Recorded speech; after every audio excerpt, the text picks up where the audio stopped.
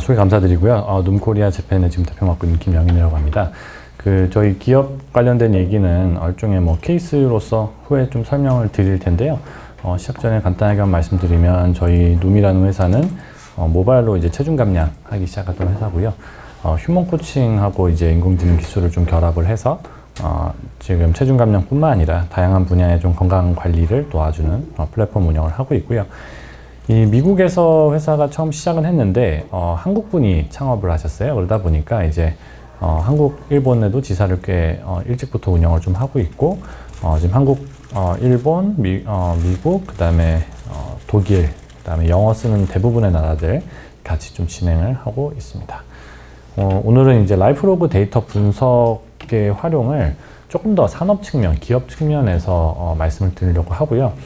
제 다음으로 이제 연자로 오시는 김준태 교수님께서도 여러 가지 실제 데이터 어떻게 분석하는지 설명을 주실 텐데, 저희도 이제 김준태 교수님하고 같이 또 이제 아산병원하고 같이 좀 연구를 하면서 이게 라이프로그가 어떻게 보면 좀 되게 가능성도 많이 있고, 대신에 아직 좀 시장 초기다 보니까 이제 미래에 어떤 임상 연구를 하는 데 있어서 이런 부분들을 어떻게 활용할 것이냐에 대한 아이디어를 좀 얻어 가실 수 있는 그런 시간 되기를 좀 희망해 보겠습니다.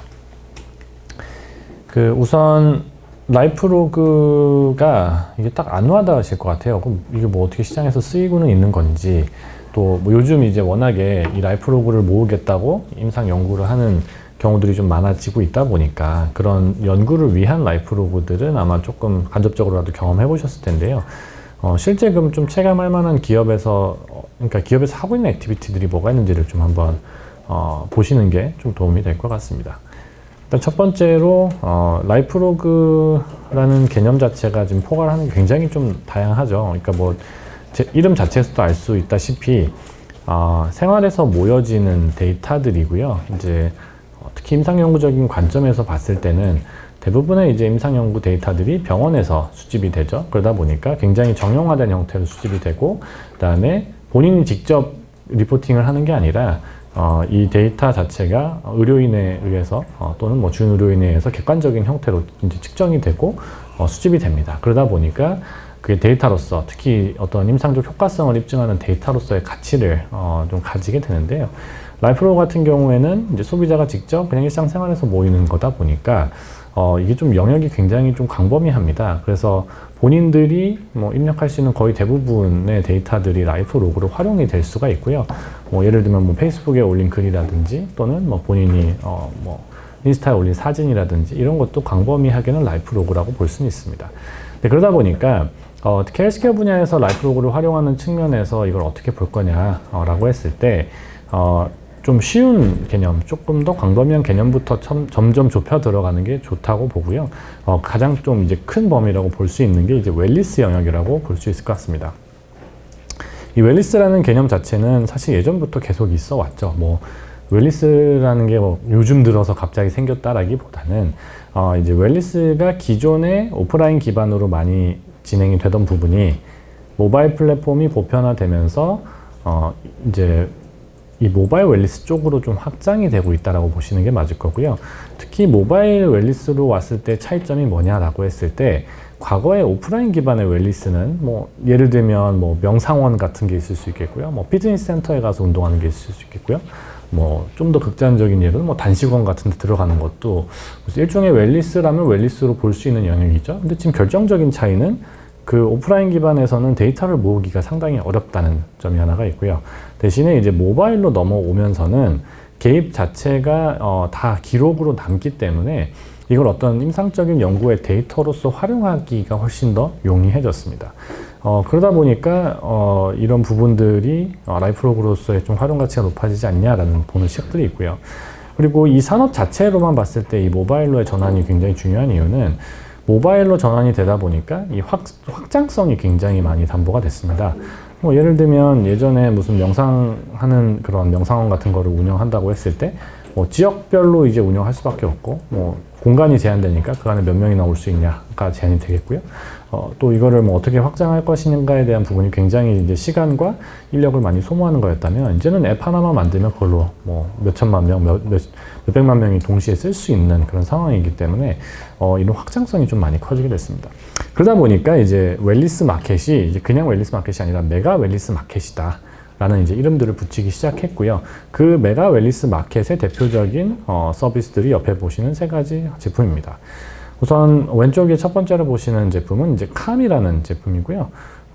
아마 요즘 국내에도 좀 광고를 많이 하는 걸로 제가 알고 있는데, 명상 컨텐츠를 담고 있는 앱입니다. 그래서 이 기업이 작년에 소위 말해 요즘 유니콘이라는 얘기를 많이 하죠. 기업 가치가 1조 이상으로 평가를 받았을 때 이제 유니콘이라는 표현을 쓰는데, 이런 모바일 헬스케어, 모바일 웰니스 쪽 분야에서는 처음으로 이제 1조 이상의 기업 가치를 이제 인정을 받은 회사이고요. 이 회사 서비스를 보시면 그냥 들어가서 뭐 요즘 넷플릭스 왓챠나 이런 거 정기 구독하듯이 정기 구독하면 본인한테 맞는 이제 그런 명상 콘텐츠들을 계속 이제 구독할 수 있게 도와줍니다. 그럼 이제 이거 앱 켜놓고 뭐 그 영상을 보거나 또는 그냥 귀로만 들으면서 명상도 하고, 뭐 잘 때 좀 켜놓고 또는 뭐 비행기 타고 다닐 때 뭐 이런 거 들으면서 비행기 타고 가고 뭐 이런 식의 제품입니다.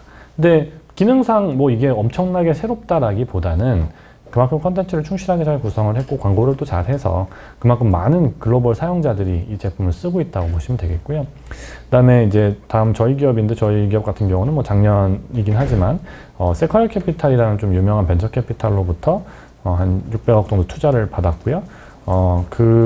이 세콰이어 캐피탈이 뭐 유명한 투자했던 회사 중에 좀 유명한 회사들이 뭐 인스타그램이나 뭐 유튜브, 요즘 이제 한국에서도 워낙 유명하지만 배달의 민족 같은 미국의 업체인 뭐 도어대시 이런 데도 많이 투자한 회사다 보니까 이 회사 투자를 받고 좀 저희도 좀 더 유명해지게 됐습니다. 그리고 뭐 이제 헤드스페이스라고 해서 비슷한 이제 캄이랑 비슷한 회사인데, 이 회사는 조금 더 의학적인 어떤 근거를 창출하는 데 좀 집중하고 있습니다. 그래서 뭐 정신과 의사들한테는 앱을 공짜로 준다든지, 그리고 또 많은 정신질환이나 특히 이제 정신질환을 직접 타겟한다기보다는 어떤 스트레스 수준을 좀 낮춰주고, 그 다음에 뭐 불안이나 이런 부분들을 이런 명상 콘텐츠를 통해서 뭐 좀 개선시킬 수 있다. 이런 것들을 임상 연구의 형태로 좀 진행도 해보고 하다 보니까 일상에서 본인이 얼마나 이 뭐 명상 앱을 썼느냐, 또는 체중 감량 앱을 썼느냐, 그 앱의 데이터와 그다음에 나의 어떤 임상적인 아웃컴에 어떤 연관이 있느냐, 이런 부분들이 이제 연구로 좀 진행되기 시작했습니다. 뭐 헤드스페이스도 누적해서 이렇게 많이 투자를 뭐 거의 뭐 800억, 900억 넘는 투자를 많이 유치를 했고요. 이 캄, 눔, 헤드스페이스 세 업체 다 코로나19가 이제 올해 초에 유행하기 시작을 하면서 어떻게 보면 좀 많은 수혜를 받은 기업들입니다.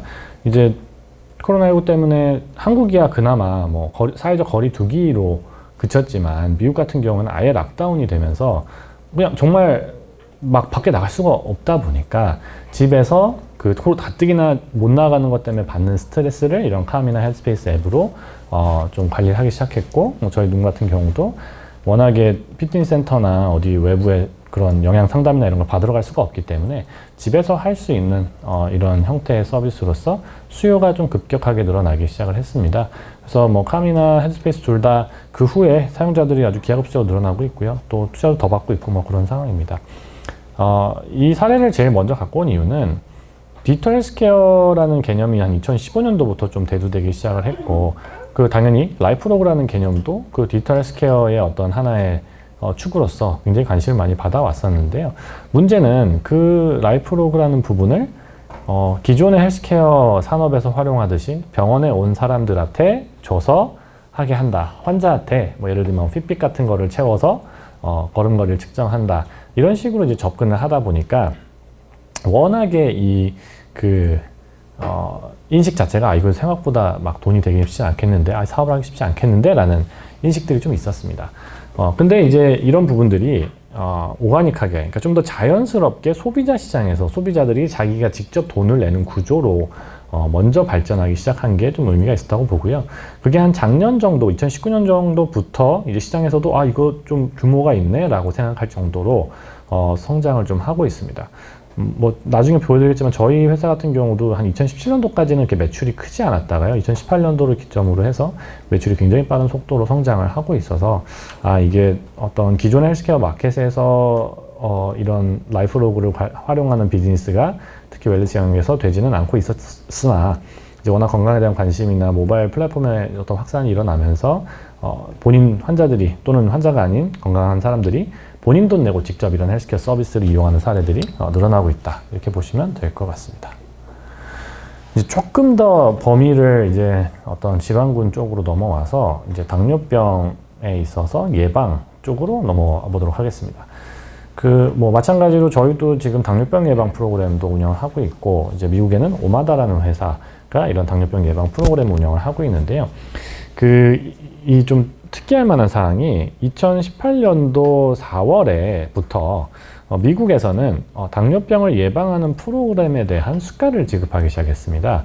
뭐 일반적으로 알고 계시기에 미국은 이거 민영 의료보험이 대부분인 회사인데 뭐 이게 수가를 준다는 게 무슨 말이냐라고 생각하실 수 있겠지만, 의외로 미국에서 헬스케어 재정의 큰 파일을 차지하고 있는 게 메디케어, 메디케이드 시스템입니다. 그러니까 65세 이상 인구 집단이나 또는 저소득층 같은 경우에는 정부에서 의료비를 다 대신 대줍니다. 근데 그게 뭐 미국이 아무리 민간이 발달해 있다고 해도 뭐 막 민간이 90이고 뭐 공공이 10이 아니라 전체 의료 재정의 40% 정도가 메디케어, 메디케이드이기 때문에 사실 파이가 작지가 않고요.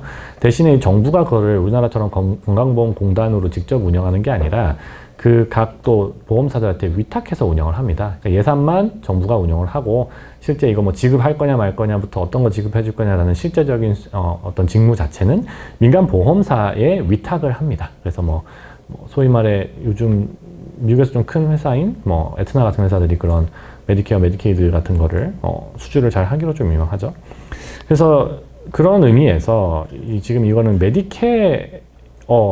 그래서 65세 이상 인구 집단 중에서 이제 한국 표현으로는 이제 공복혈당 장애 또는 내당능 장애 또는 좀 더 쉬운 말로는 전당뇨, 당뇨병까지 진단을 받지는 않았지만 고위험군에 속하는 분들이 이 프로그램을 이제 무료로 받을 수가 있게 되고요. 그 프로그램에 대한 비용을 정부가, 정확히 말하면 이제 CMS라고 하는 Center for Medicaid and Medicare Services라고 하는 기관에서 지급을 하게 되어 있습니다. 그 지급을 받기 위해서는 이제 다른 기관이죠. CDC, 그러니까 질병관리본부 우리나라로 따지면 에서 이 당뇨병 예방 프로그램에 대한 이제 공식 인증을 주게 됩니다. 사실 이게 예방이다 보니까 의료기기는 아닙니다. 그래서 미국 식약처에서 이것에 대한 인증을 주고 있지 않고요. 대신에 이제 예방 분야다 보니까 이제 예방 역할까지 만성질환의 관리와 예방까지 좀 담당하고 있는 미국 CDC에서 이 당뇨병 예방 프로그램에 대한 이제 그 공식 인증을 주게 되고요. 이게 뭐 갑자기 생긴 게 아니라 예전부터 있었습니다. 그래서 뭐 이미 예를 들면 지역사회, 미국에서는 이제 우리나라처럼 보건소가 없기 때문에 미국 지역, 내 지역사회의 어떤 여러 엔티티라고 할 수 있는 뭐 직장부터 시작해서 무슨 뭐 동네 교회 뭐 또 이제 이걸 되게 앞장서서 많이 하는 기관이 이제 YMCA인데요. 그럼 비영리 기관에서 당뇨병 예방 프로그램 센터들을 이제 소규모로 운영을 하고, 그럼 그 각각 기관이 본인들이 이제 처음에는 예비 승인 같은 거를 받은 상태에서 교육했던 환자들의 데이터를 제출하고, 그게 이제 효과성이 있다고 판단이 되면 공식 인증을 주는 어떤 절차를 CDC에서 진행하고 있습니다.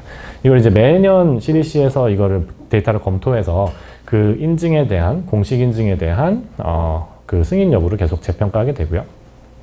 근데 이제 과거에는 이제 그런 당뇨병 예방 프로그램 공식 인증을 주기만 했다가 이제 2018년도부터는 이거에 대한 수가까지 주기로 시작했다라는 측면이 좀 의미가 있고요. 이 수가가 사실 뭐 작지 않습니다. 거의 한 1년치로 제일 맥스로 받아갈 수 있는 게 거의 한 480불 정도니까요. 우리나라 돈 따지면 거의 50만 원 정도를 받아갈 수가 있습니다. 그래서 이런 부분들이 어떤 오프라인 센터들을 기반으로 이걸 확장하려다 보니까 생각보다 확산 세가 좀 떨어져서 미국도 워낙 땅덩이가 넓고 또 지역사 인프라가 뭐 엄청 잘 되는 건 아니니까요. 이제 모바일 업체들한테도 좀 그런 문을 열어주기 시작을 했습니다. 그래서 저희 룸에서 이제 모바일 회사 중에서는 최초로 당뇨병 예방 프로그램에 대한 공식 인증을 획득을 했고요. 이제 공식 인증을 획득했기 때문에 실제 수가도 받을 수는 있는데, 이제 이슈는 이제 이걸 지급하는 CMS 입장에서 이 수가를 제대로 받아갈 수 있는 좀 모바일 업체들에 대한 세부 요건은 아직도 지금 만드는 중에 있습니다. 뭐 한국이나 미국이나 정부가 엄청 빠르게 움직이지 않는 거는 뭐 매한가지고요. 대신에 이제 모바일 업체 중에서는 오마다라는 회사가 저희 회사가 이제 공식 인증을 획득했기 때문에 이제 향후에는 이런 수가들을 점진적 확장에 따라서 좀 받아볼 수 있을 걸로 예상을 하고 있습니다. 이게 어떻게 보면 좀 미국이기 때문에 좀 의미가 있고요. 민간에서 당뇨병 예방 프로그램을 뭐 이게 영리든 비영리든 간에 제공하는 업체가 정부로부터 예방 수가를 받는 구조인데요. 이게 좀 유니크합니다. 특히 이제 영국이나 독일에서 최근에 뭐 그 디지털 헬스케어를 활용한 어떤 제품에 대한 수가에 대해서 뭐 논의를 하고 있지만 그보다 훨씬 더 이전부터 이런 움직임들이 미국에서 좀 있었고, 뭐 아직은 오프라인으로 제한이 되긴 했지만 이런 예방 수가가 지급이 되고 있다는 점이 좀 의미가 있고요. 이게 그럼 라이프로그 기업하고 무슨 상관이 있느냐? 이 수가를 좀 받아가기 위해서는 두 가지 요건을 충족을 해야 됩니다. 이제 첫 번째는 이 사람들이 그러니까 이 참여자들이 전체 16주로 구성된 코어 세션에 몇 번을 참석했느냐가 되게 중요한 이슈가 되고요. 오프라인으로 운영되는 경우에는 예를 들면 YMCA 센터에 일주일에 한 번씩 내원을 하셔야 되는데 그 내원한 총 16회 중에 몇 회를 내원했느냐를 가지고 수가를 지급을 하게 됩니다. 뭐 첫 번째 한 번 왔다 그럼 얼마, 그 다음에 4번 이상 왔다 또 얼마, 그 다음 뭐 9번 이상 왔다 하면 전체 수가, 이런 식으로 수가를 주게 되고요.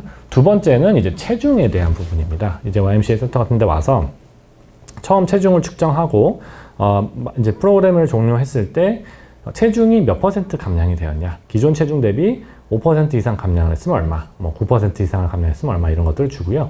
그게 그냥 갑자기 뭐 자기들이 원해서 만들어낸 게 아니라 이미 2002년도에 출판된 이제 NEJM에 출판된 당뇨병 예방 연구에서도 보면 실제 이런 생활습관 교정을 했을 때 체중을 5% 이상 감량한 이진구 집단에서 당뇨병에 대한 이제 위험률이 이제 58% 감소했다. 그러니까 리스크 리덕션이 58%였다라는 것을 이제 밝혀냈기 때문에 그만큼 5%의 체중 감량, 그리고 또 이제 10% 이상 체중 감량한 사람에서는 또 더 효과가 좋았었기 때문에 그런 식으로 컷오프 포인트를 정해서 진행을 합니다. 그러니까 여기서 활용되는 이게 이제 모바일로 넘어갔을 때 활용되는 부분이 두 가지인데요. 실제 오프라인 같은 경우에는 내원을 하면 되지만 온라인 경우에는 그 세션 자체를 모바일 앱에서 읽었느냐, 그 프로그램 주차를 이수했느냐를 가지고 이제 출석 여부를 판단하게 되는 거죠. 그러다 보니까 모바일 앱에서의 어떤 사용성이나 또 그 모바일 앱에 남기고 간 기록 자체가 이 수가 지급의 근거가 되고요. 두 번째로 이게 조금 이슈가 되는 부분인데 체중 기록에 대한 부분인데, 체중 기록을 뭐 객관적인 기관에 와서 하는 게 아니라 환자가 스스로 기록한 라이프 로그를 기반으로도 수가를 주겠느냐가 사실은 조금 지금 CMS에서 좀 고민하고 있는 이슈입니다. 뭐 물론 환자가 받아가는 인센티브는 없지만 그래도 환자가 예를 들면 뭐 손가락을 잘못해서 뭐 실제 체중보다 뭐 한 1kg 덜 기록했다고 칠게요. 그러면은 실제 환자의 체중을 그만큼 줄지 않았지만 이제 기록상으로는 줄어든 걸로 보고, 그럼 CMS 입장에서 그걸 기반으로 수가를 줘야 되냐 말아야 되냐에 대한 좀 딜레마에 빠지게 되는 거죠.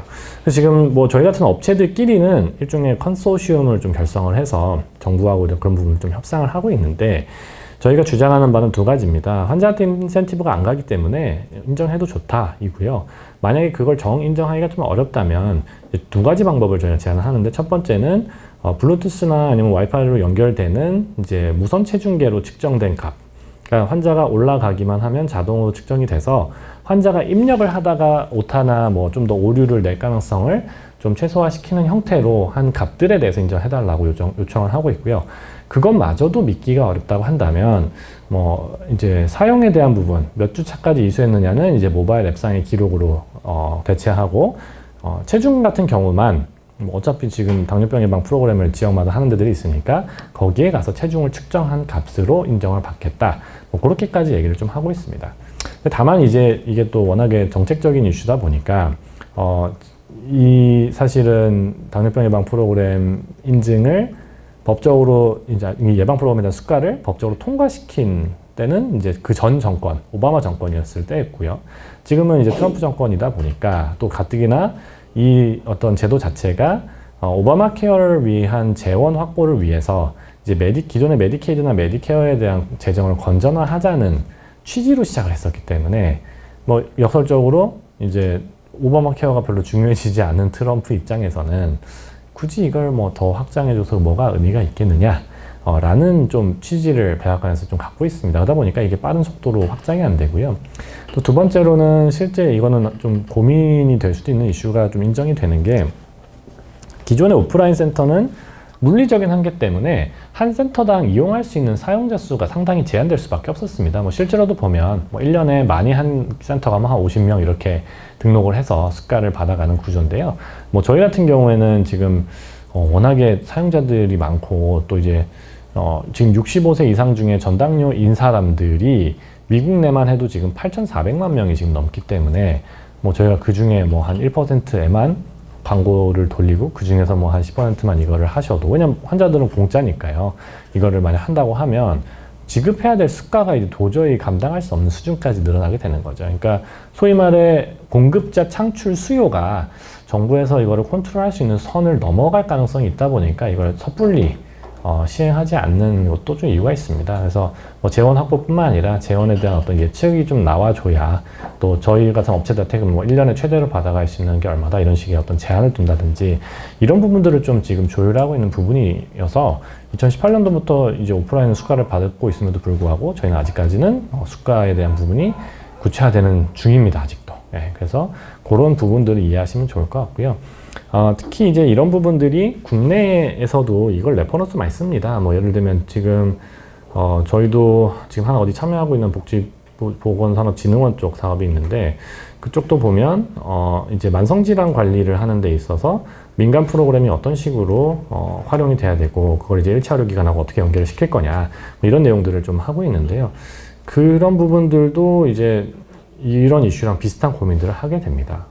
어떤 업체들한테 그럼 이걸 줄 거냐. 또 이제 우리나라는 이제 건강보험법상 요양기관이 아니면, 그러니까 뭐 의료기관이나 뭐 대학병원이 아니면 애초에 공단으로부터 수가를 받아갈 수가 없는데, 민간에서 만든 이런 서비스를 돈을 어떻게 줄 거냐. 그다음 두 번째로는 어떤 민간 업체한테 줄 거냐.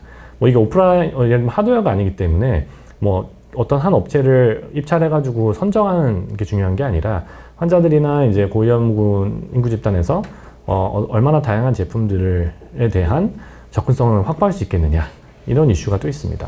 과거에는 이제 그런 이슈를 그냥 정부에서 앱 만들어서 그거 주면 되지라고 생각했는데, 이제 문제는 모바일 앱이 그냥 뭐 한번 용역 줘서 만든다고 이게 퀄리티가 나오는 것도 아니고요. 또 요즘 대부분 아마 모바일 앱들 써보시면 아시겠지만 2008년도에 아이폰 처음 나왔을 때 앱들하고는 뭐 차원이 다르게 퀄리티가 좋아져 있습니다. 뭐 토스 뭐 아니면 지금 요즘 인터넷 뱅킹들도 보면 옛날보다 훨씬 더 간소해지고 간편해졌죠. 근데 그런 상황에서 그냥 정부에서 한번 용역 줘서 만든 앱이 나온다고 해서 그 앱이 과연 시장에서 이런 역할을 할 수 있겠느냐고 봤을 때 좀 어려움이 있는 거죠. 그래서 민간에서의 어떤 이런 디지털 헬스케어 서비스나 라이프로그 관련된 서비스들이 더 많이 발전을 해나가는 건 사실이나, 이제 특히 국내 같은 경우는 아무래도 헬스케어에 있어서 상당 부분 재원을 이제 건강보험공단에서 관리를 하다 보니까 그게 어떤 식으로 이쪽 민간으로 흘러갈 수가 있겠느냐. 또 그게 뭐 단순히 어떤 민간 업체들을 살리기 위한 어떤 뭐 또는 먹여 살리려는 목적이 아니라, 실제 미국에서도 이걸 하는 이유는 당뇨병 예방에 대한 효과가 입증이 됐기 때문인 거거든요. 그래서 어떻게 국민들의 이제 당뇨병을 미리미리 예방해서 어떤 이 의료비 자체를 잘 줄여 나갈 거냐라는 관점으로 접근을 하는 게 지금 중요한 시사점이라고 볼 수 있을 것 같습니다. 자, 이제 살짝 옆으로 빠져서 이제 웨어러블 얘기를 좀 하고 넘어갈게요. 그 웨어러블 기기가 어떻게 보면 디지털 헬스케어 이쪽 분야에서는, 특히 라이프로그 분야에서는 거의 머조리티, 그러니까 가장 많은 어떤 데이터를 생성하고 또 가장 관심을 많이 받던 분야였습니다. 앞서 뭐 최근 들어 모바일 웰니스 시장이 좀 커지고 있다고 말씀을 드렸지만, 웨어러블 쪽은 2015년, 6년에도 굉장히 활발하게 이제 소비자 시장이 형성되었던 그런 섹터고요. 특히 핏빗이라는 회사가 가지는 상승성이 상당히 컸습니다. 그래서 이 제품을 만든 회사가 2015년도에 이제 상장을 아주 완벽한 타이밍에 했고요. 상장 후에 계속 지금 주가가 한동안 떨어지다가 최근에 이제 전환점을 좀 찾았습니다. 구글에서 이 회사의 지분을 대부분 인수를 하면서 상당히 지금 또 전환점을 찾은 상황이고요. 대신에 이제 이 비슷한 시기에 굉장히 많은 웨어러블 회사들이 있었습니다. 뭐 미스핏 페블, 조본 뭐 이런 회사들이 있었는데 그 회사들 중에서 뭐 미스핏 정도만 이제 엑싯을 잘 했고 엑싯이라 하면 이제 보통 이런 회사들이 이제 벤처 기업이기 때문에 본인들 기업 가치를 인정을 받아서 주식시장에 상장을 하거나 또는 다른 기업이 이 기업을 돈 주고 사가는 형식인데 두 기업 외에 뭐 다른 페블이나 조본 같은 경우도 사실은 핏빛보다 조금 더 앞서갔고 뭐 디자인적인 측면에서나 기능적인 측면에서 또 사용자의 사용성의 측면에서 굉장히 좋은 평가를 받았던 기업들인데 그냥 다 매각됐습니다. 뭐 이것도 매각이 좋은 의미로 비싼 돈 잘 받고 간 게 아니라 거의 그냥 떨이 처리하듯이 헐값에 팔려 나간 또 이것도 심지어 핏빛한테 팔린 그런 상황이었습니다. 물론 뭐 샤오미 같은 경우는 좀 다르죠. 샤오미는 이쪽 웨어러블만 하는 게 아니라 온갖 걸 다 하는데 그냥 그 중에 하나 웨어러블이 있을 뿐인 거니까요. 오히려 이쪽 웨어러블 시장에 미친 영향은 컸지만 뭐 이거 자체가 웨어러블이 잘 되고 안 되고 해서 이 사업에 영향이 뭐 커지고 줄어들고는 아니었기 때문에 뭐 그렇게 좀 독특한 케이스라고 보시면 되겠습니다. 그래서 이쪽 웨어러블은 라이프로그라는 측면에서 여러분들이 꼭 이해하셔야 될 게 그럼 왜 이 한동안 굉장히 잘 성장할 것 같다가 이렇게 휘청하느냐라고 했을 때 가장 큰 문제점이 이제 두 가지가 있는 첫 번째는 이 제품은 결국 충전을 해야 되는데 한번 충전을 하게 되면 그 충전한 것 때문에 이제 본인이 착용을 안 하고 그 안 한 거가 뭐 딱히 더 불편하거나 뭐 그것 때문에 뭐 큰일이 생기지 않기 때문에 그냥 그 후로 안 차버린다는 거죠. 그러니까 보통 시계들이 방수고 또 뭐 요즘 비싼 시계들은 뭐 그냥 차고만 있어도 계속 자동으로 이게 돌아가게 돼 있다 보니까 그냥 계속 차고 있는 건데 이런 웨어러블들은 충전을 할 수밖에 없기 때문에 충전을 하는 단계에서 문제가 발생하는 거죠. 근데 충전을 그러면 좀 덜 하게 하기 위해서 뭐 기능을 더 빼면 또 너무 단순해지고 또 기능을 많이 넣으면 또 충전을 매일 해야 되니까 이제 문제가 발생합니다. 그래서 이쪽 분야에서는 결국 두 가지 그 섹터만 살아남았는데요. 프리미엄 시장, 뭐 갤럭시 워치 시리즈나 아니면은 애플 워치 같은 그러니까 이거는 또 다른 의미로 계속 차게 만드는 게 그 워치로 애지간한 뭐 문자 메시지, 카톡 메시지 뭐 이런 알림에 대한 부분이 좀 강화가 많이 돼 있다 보니까 안 차면 딱 불편한 게 느껴져요. 그래서 전화 요즘 다 주머니만 넣고 다니죠. 가방 넣고 다녔을 때 워치 갖고 있으면 전화 온 것도 안 놓치고 문자 와도 가벼운 메시지는 다 볼 수도 있고 필요한 경우에 뭐 음성인식으로 답변도 할 수가 있는데 이제 그런 기능이 오히려 더 쓰게 만드는 거죠. 심지어 매일 충전을 해야 됨에도 불구하고 계속 쓰게 만드는 측면이 있고요. 또 의외로 최근에 점점 더 헬스케어적인 기능들이 많이 들어가면서 이 프리미엄 웨어러블 제품은 거의 그냥 헬스케어 기능으로 구매를 유도한다라고 보시는 거죠. 그러니까 뭐 예를 들면 뭐 제가 애플워치를 사고 싶은데 와이프가 안 사줄 것 같으면 이게 뭐 심전도 측정 기능이 있어서 내가 혹시라도 뭐 부정맥 같은 게 있으면 발견해 준다라고 하면 그래? 남편 건강 쏘면 도움 되나? 약간 이런 식으로 이제 구매를 하게 된다. 뭐 요즘 갤럭시 워치 같은 경우에는 이제 혈압 측정 기능까지 들어갔죠. 그러니까 고혈압이 있으니까 난 갤럭시 워치를 사야겠다. 이렇게 사람들이 이걸 구매하시는 이유를 주는 형태로 이게 하는데 또 그게 의외로 먹히더라는 거죠. 실제로 이제 애플워치 같은 경우도 그 심전도 기능이 들어간 제품 런칭을 할 때 미국 심장학회, 그러니까 아메리칸 하트 어소시에이션의 회장을 불러다가 프레젠테이션을 시켰어요. 그러니까 굉장히 마케팅적인 의도가 다분함에도 불구하고 소비자 시장은 그거에 움직이더라는 거죠. 그리고 반대 전략은 아예 저가 전략. 그러니까 뭐 샤오미처럼 그냥 주구장창 찍어내고 더 싼 거 대신 기능은 멀쩡하고 또 기능이 별로 없으니까 뭐 배터리도 오래 가고 이제 그런 양쪽으로 좀 양분화돼서 가는 거를 볼 수가 있습니다. 그래서 이 핏빛이라는 회사는 딱 중간에 껴있는 거죠. 이게 완전 고가 제품도 아니고 그렇다고 또 완전 저가 제품도 아니다 보니까 처음에는 이제 얼리어답터들이 이거 하면 되게 막 건강한 이미지고 왠지 룰루레몬 입고 이거 핏빛 하나 정도는 차줘야 되게 건강한 사람일 것 같은 그 이미지가 소비가 한동안 됐다면 이제 그 이미지마저도 이제 이걸 제품을 더 사게 만드는 요인으로 작용하지는 않는다라는 거죠. 또 이런 하드웨어 제품들은 계속 주기적인 매출을 내기 위해서는 주기적인 신상품이 나와줘야 되는데 프리미엄 라인업 쪽은 뭐 화면도 커지고 뭐 할 수 있는 기능도 많아지고 뭐 심전도 재고 뭐 혈압 재고 막 이러는데 핏빛 같은 경우에는 초반에 나왔던 기능인 뭐 만보계 기능하고 그다음에 심박수 측정해 주는 거 그거에서 막 엄청나게 더 발전하지를 못한 거죠. 그러니까 후속 제품이나 그 전 제품이랑 기능적 차이가 많이 없었던 겁니다. 그리고 이제 결정적인 측면은 이제 라이프로그 관점에서 보실 때 걸음걸이가 과연 이게 정말 건강을 예측하는 지표로서 또는 이 걸음걸이를 측정한다는 행위 자체가 얼마나 실제 사용자들의 삶을 건강하게 해줄 거냐라는 이슈가 있습니다. 보통 이제 이런 광고들 보면 굉장히 건강한 사람들이 나와서 핏빛 차고 수영하고 자전거 타고 막 뭐 이렇게 달리고 하는 모습 보여주면서 너도 이거 차면 건강해질 거야 라는 그 희망을 주게 되지만, 막상 이걸 이제 차서 보면 처음엔 재밌어서 봐요. 아, 내 심박수가 이렇게 올라가는구나. 그래서 막 그 트레드밀 달릴 때 막 심박수도 재보고 막 이렇게 하는데, 그걸 한 몇 번 해보면 똑같거든요. 그럼 이제 더 이상 안 하게 되더라는 거죠. 그리고 비단 걷는 숫자를 보여준다고 과연 더 걸을까?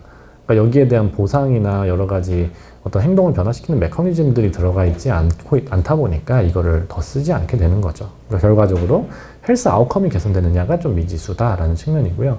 실제 이 관련된 연구들을 좀 봐도 핏빛을 주고 핏빛으로 몇 걸음 이상 걸었을 때 보상을 주는 거가 이제 효과가 있을 거다라고 해서 이제 연구들을 해봤는데, 결과가 되게 재밌게 나온 게 그 보상을 준 시점까지는 효과가 있었는데 보상을 제거하자마자 이제 사용률이 확 떨어졌다라는 얘기가 나옵니다. 거꾸로 보상을 안 줬던 그룹에서는 보상을 안 줘도 썼던 사람들이니까 계속 쓰더라. 그러니까 이게 또 보상을 엮는 것도 이게 보상이 끝나는 순간 또 효과가 확 떨어지는 이런 이슈들이 있다 보니까요. 이게 웨어러블을 어떻게든 살려서 이걸 가지고 연구를 해보고 뭔가에 써보려고 하더라도 애초에 이 웨어러블로 측정하는 걸음걸이라는 것 자체가, 또 심박수라는 것 자체가 과연 이게 임상적으로 어떤 임팩트를 줄 거냐가 여전히 조금 아직은 약한 거죠. 그래서 대신에 이번에 갤럭시 워치 3가 나온 거가 조금은 의미가 있다고 저는 보는 게, 심전도도 심지어 리드 하나 겨우 측정해가지고 그게 약간 일부 부정맥 중에 몇 개 질환을 조기 예측해서 한 몇십 명 정도는, 몇 천만 명 중에 몇십 명 정도가 이거 덕분에 살았다 할 수 있을지는 모르겠으나, 이제 심전도도 좀 약했거든요. 근데 이제 혈압으로 가게 되면 혈압을 좀 이렇게 평소에도 잘 측정을 할 수 있을 때, 어떻게 보면은 그 병원에 갔을 때 고혈압이 이제 진단이, 그러니까 놓치는 경우나, 또는 화이트 코트 신드롬에 의해서 그 의사 가운을, 그러니까 병원에 가면 괜히 좀 긴장해서 혈압이 오르는 그런 것들을 좀 미리 알 수 있고 평소에 알 수 있지 않냐라는 장점들은 기존의 심전도나 심박수에 비해서는 그래도 좀 더 효용이 있지 않을까 싶은 생각이 있고요. 대신에 이번에 나온 기술도 한 달에 한 번 정도는 이제 기존 혈압계랑 그 캘리브레이션을 좀 해야 되는 그런 상황입니다. 그러니까 이 방식 자체가 실제 압력을 줘가지고 혈압을 측정하는 게 아니라, 그 어떤 맥박을 측정을 할 때 이 맥박이 변하는 그 하트레이트 베리어빌리티나 이런 것들과 산소 포화도랑 여러 가지를 좀 조합해가지고 혈압을 이제 예측하는 모델링이기 때문에 주기적으로 또 별도 혈압기로 혈압을 재서 입력을 해줘야 그 값이 좀 유지가 됩니다. 혹시 좀 더 이쪽 분야 아시는 분들은 아실 만한 그런 연속 혈당 측정계나 이런 거랑 좀 비슷한 식으로 그런 캘리브레이션이 있는 게 또 일종의 허들이 될 수도 있다라고 할 수가 있고요. 어찌됐건 이쪽 웨어러블도 한동안은 좀 이렇게 성장을 하다가 좀 정체를 하다가 다시 조금 전환점들을 맞이하고 있다, 이 정도로 보시면 되고, 이게 걸음걸이 데이터 자체는 이게 모이는 양이나 이런 건 많긴 한데 이게 임상적으로 얼마나 의미가 있겠느냐라는 데서 조금은 물음표가 있다, 이렇게 보시면 되겠습니다. 자, 이제 조금 더 질환 쪽으로 넘어올게요. 그래서 이제 아무래도 라이프로그랑 관련이 많은 질환으로서는 당뇨병이 있겠죠. 당뇨병 중에서도 제2형 당뇨병이 아무래도 좀 더 영향이 있을 것 같고요. 그 당뇨병 관리 프로그램의 이제 제일 선두주자라고 할 수 있는 기업이 바로 이제 웰닥이라는 기업입니다. 이 웰닥에서는 블루스타라는 제품을 만들어서 옆에 보시는 이제 앱이 딱 이렇게 있고요. 이게 스마트폰이 심지어 보편화되기 전 단계부터 피처폰에다가 별도 앱을 이제 그 당시 앱을 설치하고 깔고 하는 것 자체가 굉장히 어려웠던 시절부터 이런 기능들을 구상해서 이제 사업화를 했던 기업이고요. 이 기업의 어떤 제품이 블루스타가 다이아비티스 케어라는 꽤나 당뇨병에서 유명한 저널에 논문을 이제 냈고요. 이 당뇨병 환자들을 관리하는 데 있어서 이제 헤모글로빈 A1C, 방화혈색소라는 거를 측정을 하게 되는데, 이 값이 이제 일정 수준 이하로 떨어지게 관리하는 게 이제 당뇨병 관리의 이제 어떤 목표라고 할 수 있겠습니다. 근데, 약을 쓰지 않았는데, 이 앱만 써서 당뇨병 환자가 헤모글로빈 A1C를 효과적으로 줄일 수 있었다라는 걸 입증을 한 거죠. 그래서 통계적 유의성을 확보를 해서 이 기업의 제품은 뭐 효과가 있는 걸로 알려져 있습니다. 그리고 뭐 국내에 삼성으로부터 투자도 받기도 하고요. 그다음에 뭐 삼성 헬스 내에서도 뭐 이런 블루스타 기능들이 해외에서는 잘 좀 이렇게 접목이 되어 있는 상황이고요. 근데 이제 심지어 이 기업은 FDA 승인도 받았습니다. 그래서 FDA에서 의료기기로서 승인도 받았고, 심지어 의사가 처방할 수 있는 버전과 환자가 자가 관리할 수 있는 버전 두 가지에 대해서 다 이제 클리어런스를 받은 상황이고요. 또 일부 보험사로부터는 이제 보험 수가 코드도 얻었습니다. 그래서 뭐 이 앱을 의사가 처방을 환자한테 하면 이제 이 의사도 그 처방한 것에 대한 이제 수가를 받고, 환자 이제 이 앱도 의료기기로서 사용료를 이제 보험사로부터 받게 되겠죠. 근데 이제 문제가 뭐냐면 이 기업이 이 논문을 내고 FDA 승인을 받은 건 이미 한 2016년도, 뭐 15년도 이때 다 받았습니다. 그로부터 벌써 지금 4, 5년이 지난 상황인데도 불구하고 아직 이 기업이 뭐 나스닥 시장에 상장을 했다든지, 뭔가 이렇게 엄청 대박이 나서 뭐 대표가 돈방석에 앉았다든지 이런 소식이 전혀 들리고 있지 않고요. 후속 투자를 하는데 뭐 어려움이 있다, 뭐 이런 느낌의 뭐 기사들 밖에는 보이고 있지 않습니다. 이게 왜 그럴까라고 이제 고민을 해보는데요. 아직 이게 공개사가 아니다 보니까 뭐 회사 내부 자료가 외부에 노출되어 있지는 않지만, 이제 대부분 업계에서 하는 합리적인 어떤 의심은, 이 앱이 임상시험에서는 효과가 있었는데, 그러니까 환자들을 모집해서 자 이거 임상시험이고요, 동의서 쓰시고 뭐 이거 써서 이렇게 하는 연구입니다, 안내 다 해서 했을 때는 뭐 아무래도 사람들이 이제 연구에 참여하고 있다는 것 자체가 굉장히 큰 바이어스잖아요. 그러다 보니까 그 편향 때문에 앱을 열심히 쓰더라는 거죠. 그러니까 앱을 열심히 쓰면 혈당 조절이 되는 거는 맞는데, 문제는 이거를 그냥 일반 환자들한테 아무한테 이제 자 이걸로 관리하세요라고 이제 처방을 했을 때 애도 잘 쓰겠냐는 거죠.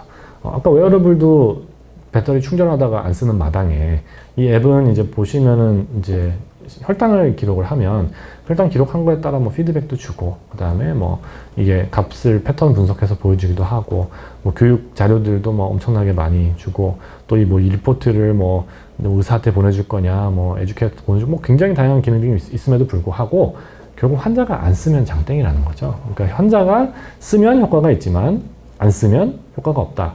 그러니까 이게 어떻게 보면 기존의 신약 개발에 비해서 상당히 이제 좀 주의해야 될 부분인 것 같습니다. 이제 기존 신약 같은 경우에는 물론 약물 수능도라는 거를 고려는 하지만 그 약물 수능도가 뭐 10%, 5% 뭐 이렇진 않잖아요. 근데 모바일 앱은 어떻게 만드냐에 따라서는 100명한테 줬는데 10명도 안 쓰는 앱이 될 수 있다라는 거죠. 그래서 의학적 효과성만 입증했다고 되는 게 아니라 그 후에 이 사람들이 얼마나 잘 활용했느냐까지도 잘 고려해야 된다라는 측면이고요.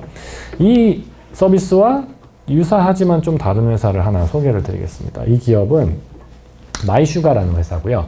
이 회사는 동유럽 오스트리아 회사인가인 걸로 알고 있는데, 이미 소위 말해 엑시트를 했습니다.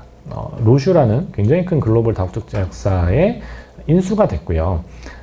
이 회사도 마찬가지로 혈당 측정을 하고 그거에 대한 피드백을 주는 그런 어플리케이션을 이제 만들고 있고, 뭐 블루투스 기능을 활용해서 혈당 측정하면 뭐 그 값도 받을 수 있고, 뭐 당화혈색소 예측도 해주고, 뭐 요즘 이제 좀 핫하다고 할 수 있는 연속 혈당 측정기 데이터도 볼 수 있고, 뭐 특히 이제 인슐린 투약하는 환자들 같은 경우에 얼마나만큼 투약해야 되는지도 알려주는. 그러니까 사실 이게 웰닥에 다 있는 기능들인데, 이거를 굉장히 구현을 잘 해놨다. 그러니까 사용자 친화적으로 구현을 잘 해놨다가 좀 차별점이라고 볼 수 있겠습니다.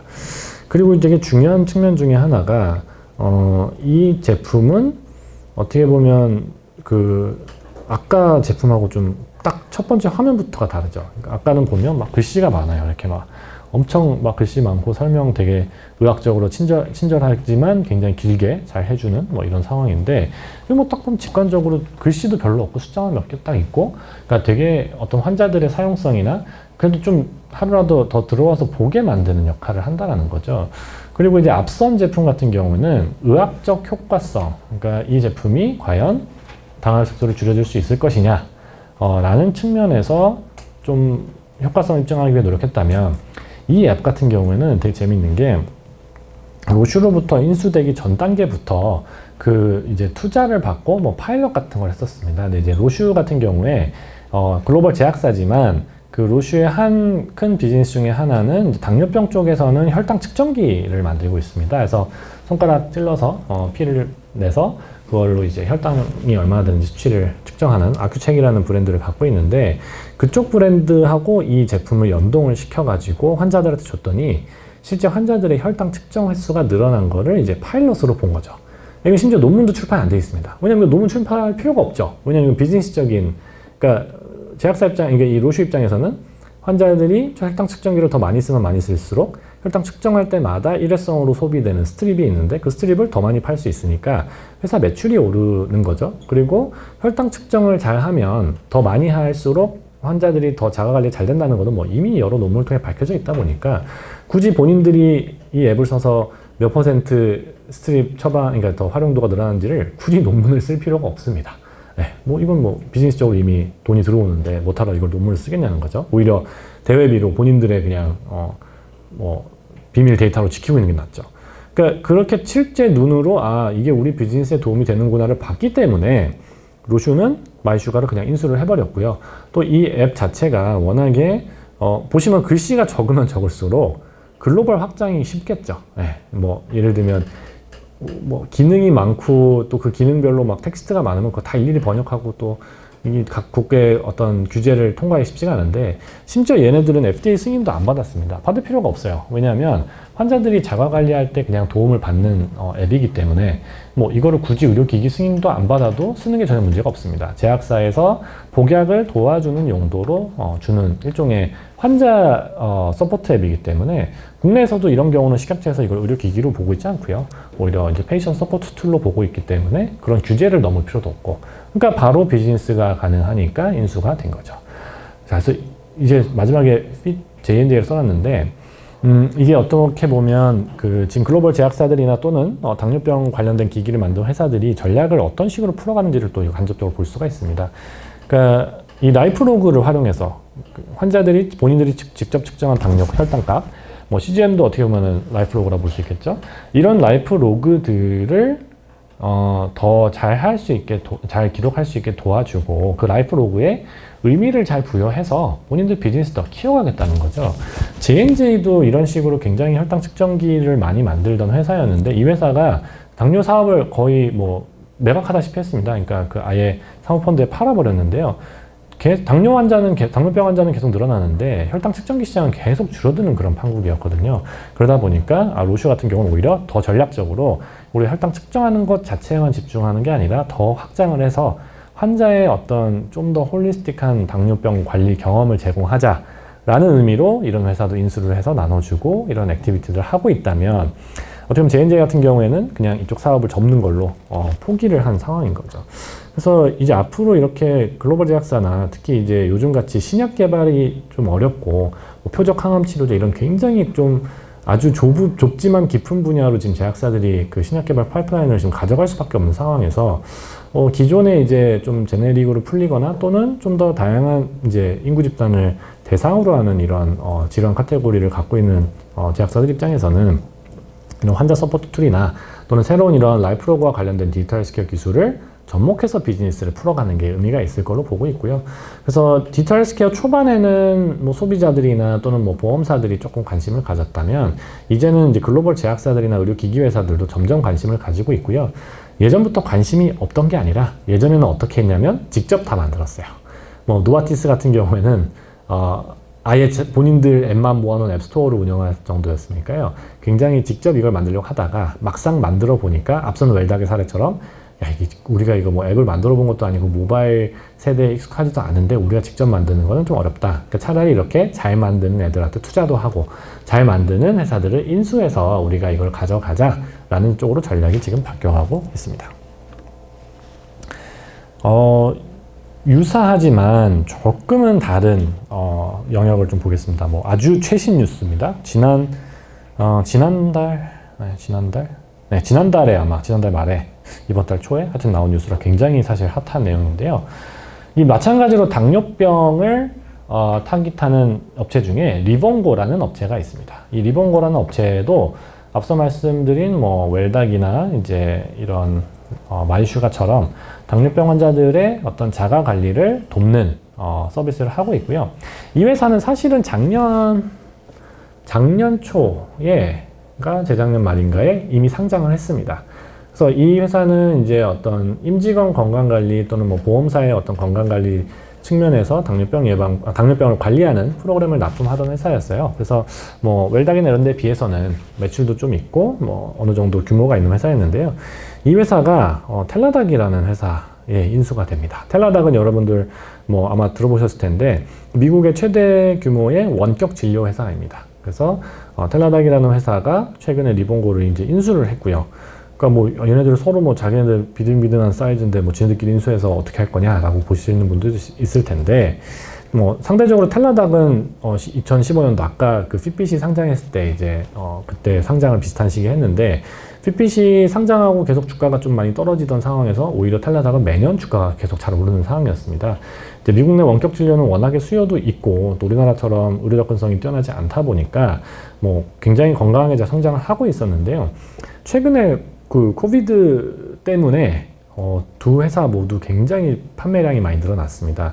그러니까 뭐 예를 들면 텔라닥 같은 경우 너무 당연한 게 락다운인 상태에서 병원을 못 가니까 텔라닥을 통해 가지고 진료 보는 건수가 늘어날 수밖에 없고요. 또 리본고 같은 경우도 뭐 임직원 건강관리라고 하더라도 뭐 재택을 하는데 회사에 가가지고 뭐 거기 있는 회사 내에 있는 뭐 영양사나 간호사랑 상담하던 기존의 뭐 웰니스 프로그램 같은 거 참여할 수가 없으니까 이쪽 수요가 확 늘어나면서 두 회사 다 굉장히 매출이나 주가가 많이 올랐습니다.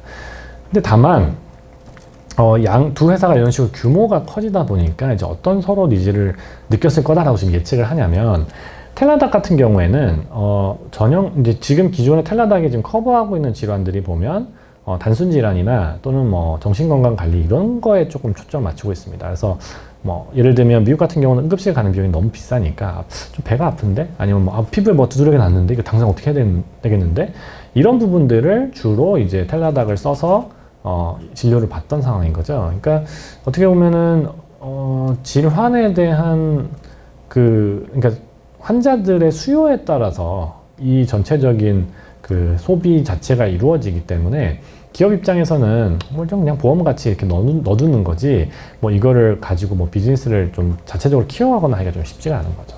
근데 다만 이 리본고를 이제 인수를 하면서 텔라닥이 이제 원격으로 진료만 보는 게 아니라 일상생활에서의 또 환자들의 건강 관리 자체를 도와주겠다라고 하면 그냥 아예 텔라닥 자체를 환자가 그냥 본인의 플랫폼으로 계속 끼고 가는 그런 상황이 발생하는 거죠. 그러니까 예를 들면 텔라닥 서비스를 1년에 한 번 그냥 내가 뭐 배 아프거나 피부 뭐 났을 때 쓰고 끝이 아니라 뭐 매일매일 말 그대로 혈당 측정하고 뭐 관련된 피드백 받으려고 들어오게 된다면 텔라닥이라는 이 원격 진료 플랫폼이 가지는 효과가 훨씬 더 크게 되겠죠. 그리고 뭐 예를 들면 여러분들도 뭐 배달의 민족 물론 이제 다 인수해버려 가지고 이제 뭐 한 회사긴 하지만 본인이 쓰던 거 위주로 쓰거든요. 그러니까 뭐 요기요를 처음에 써본 사람은 거기 내가 주소도 다 입력해놨고 뭐 내 신용카드 정보 다 있는데 배달민족 못하러 해 그냥 난 쓰던 거 쓴다 이런 거지만 이런 것처럼 원격 진료 같은 경우도 봤을 때 원격 진료 앱이 뭐 텔라닥만 있는 건 아니니까요. 여러 가지가 있는데 내가 평소에 이 텔라닥으로 당뇨병 관리도 하고 있었으면 당뇨병 이슈가 아니라 뭐 갑자기 배가 아프거나 또는 뭐 갑자기 무슨 급한 뭔가 증상이 발생했을 때 맨날 쓰던 앱을 들어가지 않겠냐는 거죠. 예, 그런 상황이고요. 리본고 같은 경우는 재밌는 게 이 두 회사의 어떤 인수 얘기가 나오면서 텔라닥 주가는 떨어졌고요. 리본고 주가는 엄청 올랐습니다. 그러니까 일종의 텔라닥이 이제 사가는 입장이다 보니까 뭐 리본고를 샀다는 거는 결국 그만큼의 현금 가치를 주고 사왔다는 거기 때문에 너무 비싸게 산 거 아니야? 약간 좀 이런 평이 있었던 것 같고요. 이제 리본고 입장에서는 인수를 당한 거기 때문에 야 텔라닥이랑 붙으면 더 비즈니스 잘 되겠네 라는 기대감이 있어서 올라갔습니다. 그 기대감이 뭐였냐면 텔라닥은 지금 이미 미국에서 쓰는 인구 집단이 굉장히 규모가 크고요. 대신에 리본고 같은 경우에는 뭐 사용자가 뭐 한 몇십만 명대입니다. 몇십만도 크다면 크지만 이제 미국 인구에 비하면 상당히 작은 숫자고요. 그러니까 리본고 입장에서는 당뇨병 관리는 참 잘하는데 문제는 텔라닥처럼 엄청 보편적으로 깔려있지는 않고 텔라닥 입장에서는 워낙에 서비스 잘 만들고 또 이것 좀 얘기하려면 길지만 뭐 보험사의 어떤 여러 가지 그 구독 모델에 잘 들어가고 이렇게 해서 굉장히 사용자는 많지만 사용자 한 명당 접점은 되게 얕은 그런 상황이었는데 두 기업이 이 코로나19라는 상황을 통해서 또 한번 부스트가 되고 또 그때 이 모멘텀을 잘 살려가지고 인수합병까지 했기 때문에 접점도 많고 사용자도 많은 두 가지 장점을 다 누리기 위한 어떤 목적으로 서로 인수합병을 했다라고 보는 시각들이 많이 있습니다. 또 이런 어떤 사례 자체가 리본고랑 비슷한 역할을 하는 다른 기업, 앞서 제가 이제 말씀드린 기업 중에 오마다 같은 경우도 당뇨병 예방 프로그램을 워낙에 많은 기업들에 납품을 하고 있기 때문에 또 다른 어떤 이제 원격 진료 회사나 또는 이 헬스케어 저희 이런 체인들, 그러니까 미국 같은 경우에는 이제 이쪽 의료 자체가 영리화가 되어 있기 때문에 민영으로 이제 운영하는 대규모 헬스케어 헬스 플랜이라고 하는데 그런 어떤 서비스들이 있거든요. 그런 회사들이 이런 디지털 헬스케어 관련된 회사들을 인수하지 않겠냐라는 좀 관점들이 좀 나오고 있습니다. 그래서 이렇게 리본고 같이 라이프로그를 기반으로 피드백을 주는 업체가 똑같이 제품을 만들었는데 하나는 지금 비즈니스적으로 좀 어려워서 고전을 면치 못하고 있고, 하나는 글로벌 제약사 인수해서 잘 살고 있고, 또 하나는 상장까지는 했지만 주가가 좀 허덕이다가 코로나19라는 상황과 텔라닥이라는 회사의 니즈에 잘 부합을 해서 이런 식으로 또 커지고 있다, 이렇게 보실 수가 있을 것 같습니다. 그래서 이 라이프로그라는 게 걸음걸이 측정한다고 이게 얼마나 도움이 되겠어, 또는 이거 당뇨병 환자들 생활습관 관리하는 게 돈이 될까? 라고 생각을 해서 조금 간과를 할 수도 있는데, 조금 더 이제 시야를 넓게 보시고, 특히 이제 미국 시장이라는 측면과 또 디지털 헬스케어 기술이 코로나19 이후의 어떤 세계에서는 훨씬 더 각광을 받을 걸 고려했을 때, 이런 식의 비즈니스도 가능하겠다. 또 이런 식으로 비즈니스가 가능해지게 되면 라이프로그가 모여지는 그 양상 자체가 더 달라질 가능성이 높고요. 특히 데이터가 더 많아질수록 그 데이터와 기존의 임상 데이터를 좀 연동을 해서 다양한 예측 모델을 개발한다든지, 특히 텔라닥 같은 경우도 좀 기대하는 부분은, 텔라닥은 진료 기능이기 때문에 진료 기능상에서 확보할 수 있는 여러 가지, 물론 이제 텔라닥 자체의 어떤 디바이스로 확보하는 건 아닐 수도 있지만, 이와 연관된 어떤 진료 기록들이 이제 라이프로그랑 또 연결될 수 있는 좀 접점이 있기 때문에, 라이프로그라는 부분이 이제 비즈니스적으로나 또는 이제 앞으로의 여러 데이터 분석이나 학술적인 측면에서도 성장 가능성이 있겠다라고 보시면 좋을 것 같습니다. 자, 그럼 국내는 어떤 일들이 벌어지고 있나? 이제 국내 같은 경우에는 미국하고는 좀 시장 상황이 다르죠. 네, 대신에 국내에도 일종의 민간 의료 보험이라고 말할 수는 없지만, 그래도 이제 환자들이 본인이 또 내는 그 본인 부담금 부분을 커버해주는 이제 소위 말해 의료 실손 보험이라는 또 영역이 있죠. 그리고 가입자 자체가 지금 워낙 전 국민 인구 집단 중에서 이제 가입할 수 있는 사람은 정말 애지간하면 가입을 다 한 상황입니다. 3천만 건 이상 가입이 됐다고 하는데, 아직 실손 의료보험 가입이 필요 없는 애기들이나 아니면은 너무 이제 질환이 있어서 가입을 못 하시는 이제 환자나 또는 고연령층을 고려했을 때는 거의 전 국민이 가입해 있다고 봐도 무방한데요. 그쪽 분야에서도 이런 디지털 헬스케어나 라이프로그가 좀 활용된 제품들을 활용해서 본인들의 비즈니스를 더 확장하려고 노력을 하고 있습니다. 그러니까 확장이라는 표현이 제가 조금은 정정해야 될 것 같은 게, 서로 지금 파이를 뺏어와야 되는 상황이거든요. 그러니까 실손보험에 가입한 사람이 이제 가입 안 한 사람이 없다고 하면, 새로운 가입자를 확보하기 위해서는 남의 회사 가입자를 뺏어와야 되는 거고요. 우리나라 같은 경우에는 이제 생명보험이나 손해보험 둘 다 마찬가지로 메이저 한 탑 3 정도가 그냥 전체 시장의 대부분을 독식하고 있다 보니까, 뺏으려는 입장에서의 접근과 뺏기지 않으려는 입장에서의 접근이 이런 디지털 헬스케어가 좀 적용되고 있다고 보시면 되겠습니다. 냉정하게 얘기해서 예를 들면 이렇게 걸음걸이 주면 포인트 주잖아요. 근데 이게 정말로 걷는다고 이 사람의 전체적인 위험도가 낮아져서 실손보험 청구율이 줄어들 거냐? 이제 그걸 이상적으로 사실 생각을 하지만 그거를 기대하고 있지는 않고요. 왜냐면 그걸 보려면 적어도 5년에서 10년 넘게 이걸 계속 관찰을 해야 그 효과를 볼까 말까인데, 지금 이거를 예산을 써가지고 바로 그 효과를 보기는 어렵다는 거죠.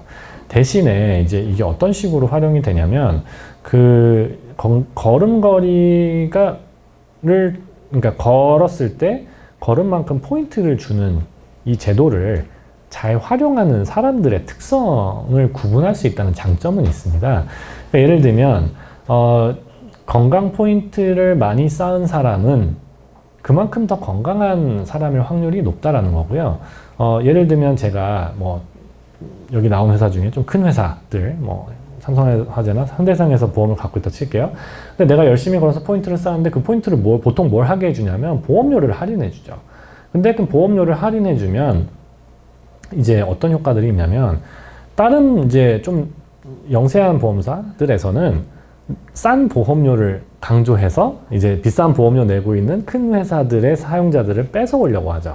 근데 큰 회사 입장에서 건강한 사람들이 사실은 갈아타기가 쉬운 거거든요. 왜냐하면 건강하지 않은 사람은 절대로 안 갈아타려고 하죠. 나 이미 지금 돈 이제 받고 있는데 갈아탔는데 안 받아주면 어떡하지? 그러니까 이제 사실은 왔다 갔다 하는 사람들은 건강한 사람들인데 이 건강한 사람들한테 포인트를 줘서 그 보험사 갈아타셔도 별 차이 없어요. 그리고 그 보험사 갈아타시면 지금까지 쌓아놓은 포인트 다 날아갔는데 그래도 괜찮으세요가 되기 때문에 오히려 이 건강한 사람들을 포인트로 잘 붙잡아 놓을 수 있는 뭐 소위 말해 락인 효과를 누릴 수가 있습니다.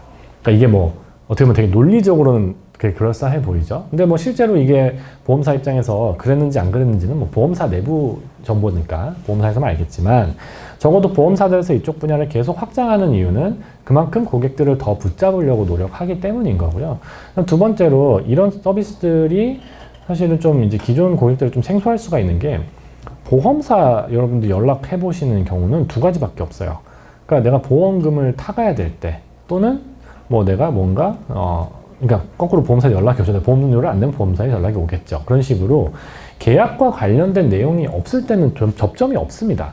네, 그러다 보니까 보험사 입장에서도 우리가 고객들한테 이렇게 먼저 뭔가 건강관리 서비스를 줘서 뭐 장기적으로 실제 건강하면 더 좋고 그리고 고객들을 자기네들 그 상품에 계속 묶어두려고 하는 니즈가 맞으면서 실제 국내에서 이런 서비스들이 꽤 많이 출시가 됐고요. 이게 뭐 의외로 되게 빠릅니다. 그러니까 미국 같은 데도 미국에 워낙에 이제 의료 보험 자체를 하고 있다 보니까 뭐 거기서는 이제 건강관리 서비스 같은 게 기존에 오프라인으로도 많이 되고 있었는데요. 국내에는 사실 건강관리 서비스라고 할 수 있는 게 죄송합니다. 뭐 예를 들면 보건소에서 이런 서비스를 무료로 해주지 않는 이상 이게 제공되지 않았었는데 최근에 보험사의 어떤 그런 과열화된 경쟁이나 또 차별화에 대한 부분 때문에 보험사들이 이제 앞다퉈 이런 건강 관련된 서비스를 제공을 하고 있다라는 거죠. 그래서 뭐 그냥 쭉 읽어보시면은 이런 저런 것들을 하고 있고요. 좀 특이한 거를 보시면 삼성화재 같은 경우는 이제 규모가 좀 여기서는 좀 꽤 큰 편인데 고객들한테 건강 포인트를 꽤 많이 줍니다. 그래서 뭐 비싼 보험 가입하신 분들 뭐 한 달에 뭐 하여튼 최대 보면 한 3만 원까지도 할인을 받을 수 있는 뭐 걸으면 좀 더 걸었다고 그런 게 있고 이제 현대상 같은 경우는 좀 특이한 게 아예 이제 좀 더 가서 그냥 걸음걸이만 측정하는 게 아니라 그 각 개인이 갖고 있는 건강 상태에 맞춰서 맞춤형 1:1 관리도 좀 해주고 있고요. 그다음에 AI 같은 경우에는 이거는 뭐 글로벌에서 워낙에 유명한 바이탈리티라는 브랜드를 AI라는 이제 이거는 일종의 그 동남아 쪽에 프레젠스가 굉장히 높은 보험사인데 거기서 이제 동아시아 쪽 일본 빼고 한국 포함해서의 판권을 갖고 있는데 그 판권을 가지고 국내에서 SK텔레콤이라는 이제 그 통신사하고 같이 협업해서 건강 관련된 보상 플랫폼을 했죠. 이거 뭐 광고도 엄청 하고 그러니까 전 국민에게 뭔가 건강한 행동을 했을 때 내가 보상을 받아가는 게 의미가 있다라는 거를 좀 깨우쳐 준 앱이라고 할 수도 있습니다. 그래서 그런 식으로 지금 국내에서 의외로 보험사 쪽에서 건강관리 서비스를 좀 제공을 하려고 많이 노력하고 있다라고 볼 수 있고요. 관련해서 이제 규제적인 측면을 좀 보면 이 부분이 사실 이게 뭐 보험사들이 그렇게 하려고 막 열심히 한 것도 있겠지만 우리나라의 이제 보험사들은 이제 금융감독원에서도 이거를 지금 보험사들이 어떻게 보험 상품을 팔고 하는지를 굉장히 타이트하게 감시를 하는데요. 한 2019년도 이전부터도 2017년도부터 건강 증진형 보험 상품 가이드라인 같은 거를 이제 금감원에서 내면서 이런 뭐 건강하게 액티비티를 했을 때 보험료를 할인해 주는 건 해도 된다라고 규제를 풀어놨습니다. 근데 이제 문제가 뭐냐면 뭐 그런 금융 당국에서는 그걸 풀어줬지만 실제 이 서비스를 하려고 보니까 의료법에 너무 또 괜히 좀 위반이 될 수 있는 소지가 있는 것들이 너무 많아서 의료기관이 아닌데 건강관리 서비스를 해도 되냐. 그리고 특히 2008년도인가였는데 이제 건강관리 서비스 관련 특별법도 사실 이제 그 국회에서 통과를 못 시켰거든요. 뭐 의료단체에서 반대를 좀 많이 하면서. 그런 상황에서 보험사가 이런 리스크를 지고 건강관리 서비스를 할 수 없다는 취지가 많았습니다. 근데 심지어 작년에서 복지부에서 가이드라인을 마련해서 비의료기관에서는 이것까지는 그냥 해도 된다라는 거를 일종의 가이드라인을 내놨고요. 이게 이제 뭐 유권에서, 그러니까 이건 보건복지부 장관이 이렇게 얘기를 해놨기 때문에 사실 이 안에 있는 내용대로 한다고 하면 사실 의료법을 위반하지 않고도 서비스를 할 수가 있습니다. 그래서 여기 항목들을 이제 좀 보면 비의료기관에서 제공 가능한 항목이 뭐 개인의 객관적인 건강 정보나 이런 것들을 확인하는 게 하나가 있고요. 그 다음에 비의료적인 상담 및 조언, 뭐 단순히 그냥 건강 정보를 기록하는 거나 아니면 영양이나 운동 관련된 피드백을 주는 거는 가능하다라고 지금 여기 되어 있습니다. 불가능한 내용은 의료법상 명백한 의료행위, 그러니까 뭐 질환을 진단하거나 뭐 구체적인 치료법을 제시하는 건데, 이 건강관리 서비스 가이드라인을 통해 여러분들이 보실 수 있는 거는 라이프로그를 수집하기가 참 딱 좋게 형성이 되어 있습니다. 뭐 이게 라이프로그를 더 많이 수집하라고 뭐 이렇게 규제를 했다기보다는 이제 의료법을 위반하지 않는 선을 좀 정해주는, 경계선을 좀 명확하게 지어주는 거다 보니까 그렇다고 또 너무 의료와 전혀 무관한 정보들을 모으는 게 의미가 없습니다. 그러다 보니까 그 중간에 있는 영양이나 운동이나 뭐 단순한 건강 정보를 기록하는 부분들을 도와주고, 또 그걸 환자가 자가 관리하고 스스로 쓰는 정도는 이제 의료법 위반이 아니니까 해도 된다, 민간기관에서 해도 된다라고 열어준 거고요. 이렇게 어떤 국내에서도 비즈니스적으로 이런 건강관리 서비스의 도입이 더 많아지다 보면 그 건강관리 서비스를 통해 모여지는 라이프로그 데이터가 더 늘어날 거기 때문에 그 데이터에 대한 가치를 이제 평가하고, 또 그 데이터를 통해서 더 의미 있는 해석들을 만들어내는 게 되게 중요합니다. 뭐 예를 들면 아까 보험사 내용도 뭐 건강한 사람 골라내고 그 사람이 다른 보험사 안 갈아타게 도와주는 거는 이제 1차적인 효과인 거고요.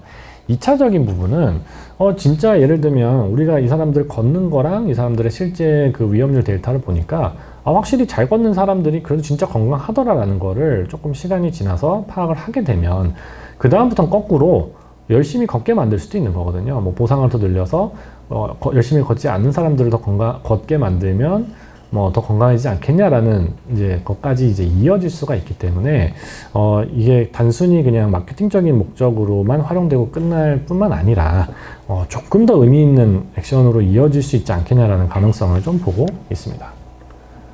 그래서 결국 또 이제 코로나19 시대가 이게 뭐 다시 요즘 또 재확산이 좀 되고 있는 상황에서 중요한 이유는, 이제 예전 같은 경우에 이런 디지털 헬스케어나 라이프로그를 어떻게 평가했냐면, 뭐 예전에는 못 모으던 새로운 데이터를 모을 수 있으니까 이거 뭐 연구 임상적으로나 여러 연구를 기획하는데 의미가 있지 않겠어요? 정도였거든요. 그러니까 새로운 아이템이 나왔으니까 이걸로 연구를 좀 해야지 라는 분위기가 있었고요. 두 번째는 이거 의외로 편하다, 뭐 환자들 직접 다 이렇게 일일이 설문조사 막 오프라인으로 안 해도 모바일로 해도 은근히 효과 있고, 또 앱을 통해서 모아지면 데이터도 데이터베이스화가 한 번에 되기 때문에 뭐 연구원들 데리고 뭐 다 엑셀 코딩하고 그럴 필요가 없다, 이런 뭔가 편의의 이슈에서 뭐 마치 이제 원격 진료가 미국 내에서 텔레닥이나 이런 데들이 더 잘 될 수밖에 없었던 이유가, 뭐 애초에 의료기관을 방문하는 것 자체가 리스크고, 또 의료기관에서도 코로나19 확진이 될 가능성이 있는 사람들이 방문하는 것 자체가 이제 리스크다 보니까 편의가 아닌 안전의 문제로 이 어떤 라이프로그를 수집하는 모바일 툴들의 그 중요성이 더 대두가 되는 거죠. 그래서 결국 새로 지금 환경이 이렇게 뉴노멀 시대에 적응하는 과정에서 디지털 헬스케어 기술 또는 이 디지털 헬스케어 기술을 통해 모아지는 라이프로그를 어떻게 활용할 건가가 굉장히 중요하고요. 특히 이번에 코로나19 사태가 한창일 때 병원을 안 가는 사람들의 대부분은 사실 당장 병원에 안 간다고 큰 일이 생기지는 또 않는 그런 만성 질환을 보유하신 분들이었어요. 그래서 예를 들면 뭐 고혈압 당뇨 환자들이 이제 실제로 병원 가는 그 빈도나 횟수가 좀 많이 줄었다고 그러더라고요. 뭐 당장 지금 수술 받아야 되는데 뭐 그걸 미룰 수는 없잖아요. 근데 그런 경우들은 뭐 병원에 리스크를 안고도 가겠지만, 고혈압 당뇨 환자들이 이제 안 가다 보니까 코로나19로 인해서 이제 발생하는 직접적인 피해보다도 의외로 지금 만성질환에 대한 전반적인 관리가 안 될 가능성이 상당히 높다라는 우려를 좀 많은 이제 특히 이쪽 분야에 계신 분들이 좀 지적을 하는데요. 그러니까 그런 상황에서 앞서 보셨던 여러 당뇨병 관리나 뭐 이런 서비스들이 디지털이나 모바일 기반으로 제공되는 게 생각보다 되게 중요할 수 있겠다라고 보고요. 또 결국 대면으로 만나지 않았을 때 이제 단점이라고 하는 부분은 그만큼 얻어갈 수 있는 데이터가 없는 거잖아요. 근데 이런 라이프 로그를 더 잘 측정하고 모니터링하는 기술들이 사실 이렇게 새로 얘기 나오는 뭐 비대면 진료 관련된 것과 좀 연동이 돼야 이제 되겠다는 거죠. 뭐 예를 들어서 비대면 진료가 뭐 무작정 해도 된다. 라고 주장하기보다도 비대면 진료를 하는 것에 대한 필요성이 지금 높아지는 상황에서 비대면 진료의 좀 단점을 보완할 수 있는 게 결국 비대면 모니터링이고 그 모니터링을 통해 측정되는 라이프 로그라고 보는 거거든요. 그래서 그런 측면에서 이 코로나 시대의 라이프 로그를 바라보시는 게 중요하다라고 볼 수 있을 것 같습니다. 이제 남은 시간은 제가 이제 저희 회사에서 그러면은 이런 배경 하에서 어떤 일들을 하고 있는지만 잠깐 소개를 하고 마치도록 하겠습니다. 저희 룸이라는 회사는 이제 2006년도에 정세주 대표님하고 아톰 페터코프가 뉴욕에서 창업을 했고요. 한국에는 한 2013년도부터 들어와서 오피스를 오픈한 상황이고요. 이제 아까 말씀드린 그런 라이프 로그 데이터를 많이 수집을 하는데요.